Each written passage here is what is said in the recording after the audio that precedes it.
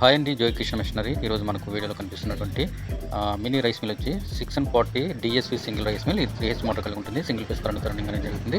ఇది గంటకు 120 నుంచి 200 కేజీల వరకు ధాన్యం ఆడించుకోవచ్చు. ఇక్కడ ధాన్యంతో పాటు సిరిధాన్యాలు కూడా ఆడించుకోవచ్చు ఫ్రెండ్స్.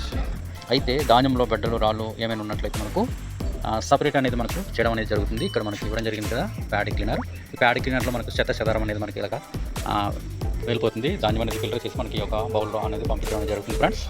అక్కడి నుంచి మనకు ఈ రైస్ మిల్ వర్క్షాప్ నుంచి రైస్ అనేది మనకు ఈ విధంగా మనకు అవుట్పుట్ రావడం జరుగుతుంది.